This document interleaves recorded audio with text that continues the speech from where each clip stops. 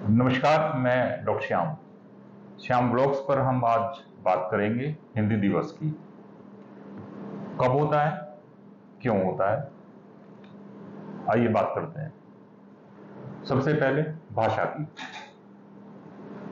भाषा एक माध्यम है एक दूसरे से कम्युनिकेट करने का, यानी संवाद करने का। हम बोल करके संवाद कर सकते हैं, हम लिख करके संवाद कर सकते हैं, और एक साथ हम लोग पूरी दुनिया में अनेकों लोगों से ये कम्युनिकेशन कर सकते हैं। तो ये भाषा का महत्व है। भाषा कोई भी हो, ये एबिलिटी यानी भाषा की, लिखने की, बोलने की, यही हमें एनिमल किंगडम में रेस्ट ऑफ जो एनिमल्स हैं उससे अलग करती है। आइए अब हिंदी की बात करते हैं। हिंदी भारत की संस्कृति की आत्मा है, ये कहना था उत्तर प्रदेश के पूर्व मुख्यमंत्री, फ्रीडम फाइटर और संविधान सभा के सदस्य कमलापति त्रिपाठी जी का, जो सच है अपने आप में। हिंदी की जब हम कल्पना करते हैं तो हिंदी को हम एक विशाल बरगद के पेड़ की तरह देख सकते हैं। एक ऐसा बरगद जिसकी जड़ें जो निकली है वो विश्व की प्राचीनतम भाषा संस्कृत के सरल और सुलभ रूप से उसका तना निकलता है और फिर उसकी अनेकों शाखाएं निकलती हैं।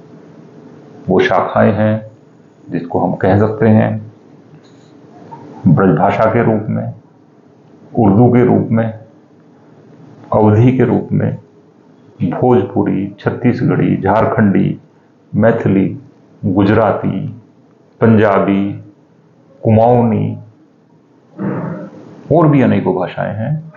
और साथ साथ नए रूप में इंग्लिश, हिंदी और अंग्रेजी के खूबसूरत शब्दों का एक खूबसूरत शरबत मिश्रण। हिंदी मात्र एक भाषा नहीं, ये भारत के करोड़ों लोगों के दिलों को जोड़ने का एक अटूट माध्यम है। बात करते हैं हिंदी दिवस की। हिंदी दिवस मनाया जाता है 14 सितंबर को। क्यों मनाया जाता है, आइए बात करते हैं।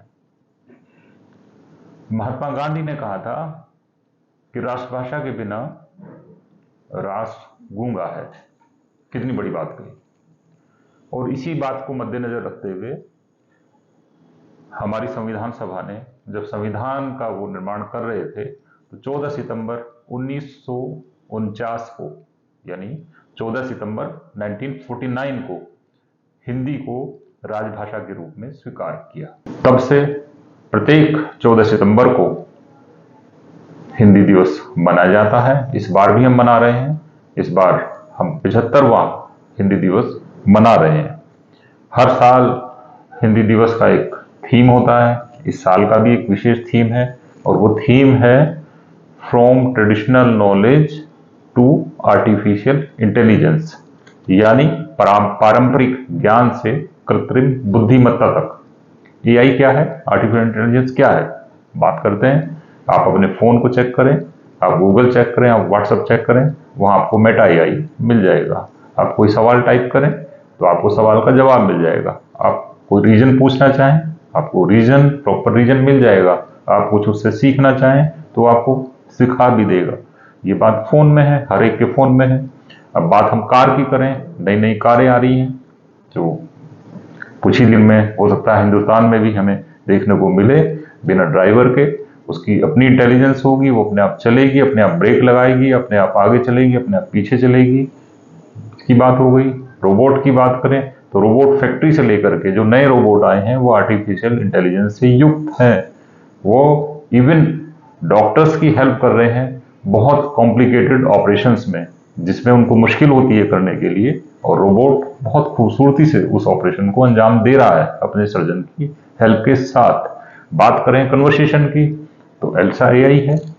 जब आप बात करते हैं उससे तो ऐसा लगता है कि किसी जीते जागते इंसान से आप बात कर रहे हैं, लगेगा ही नहीं ये कोई आर्टिफिशियल क्रिएटिविटी है या क्रिएशन है। गूगल पर आपको चैट जीपीटी मिलेंगे, कोई भी आप उसके ऊपर क्वेश्चन अपना टाइप करें, आपको उसका डिटेल आंसर मिल जाएगा। और केवल यही नहीं, लगभग जीवन के हर क्षेत्र में आर्टिफिशियल इंटेलिजेंस का रोल हो रहा है। फिल्में आर्टिफिशियल इंटेलिजेंस की हेल्प से बन रही हैं।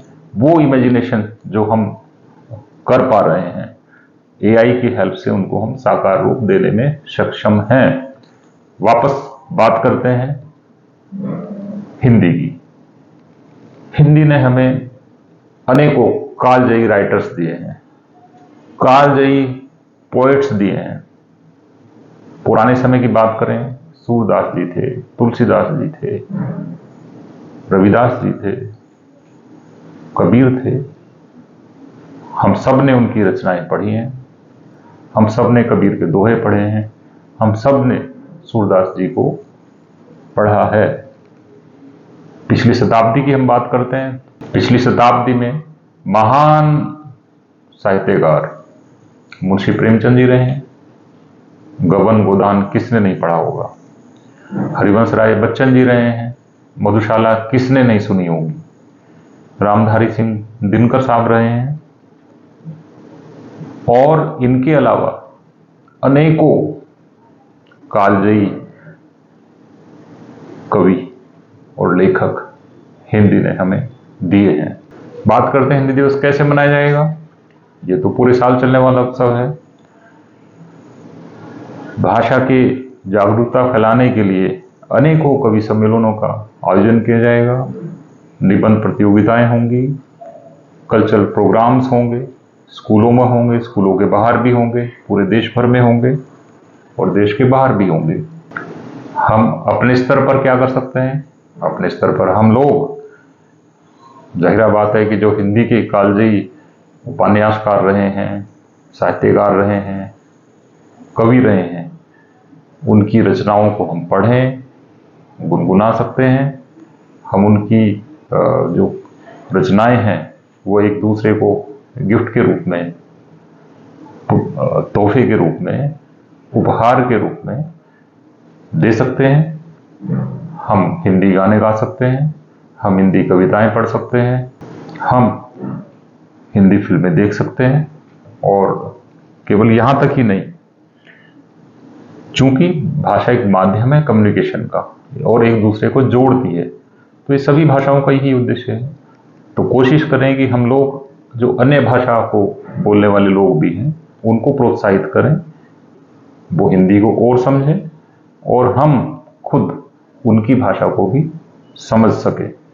हिंदुस्तान में सबसे ज़्यादा बोलने वाली भाषा है ही।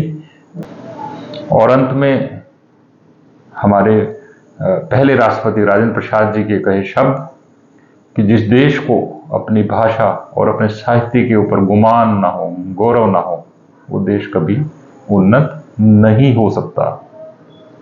कैसा लगा आज का प्रोग्राम, आज की डॉक्यूमेंट्री? उम्मीद है आपको पसंद आई होगी। कृपया इसको शेयर करें, लाइक करें, सब्सक्राइब करें। बहुत बहुत धन्यवाद।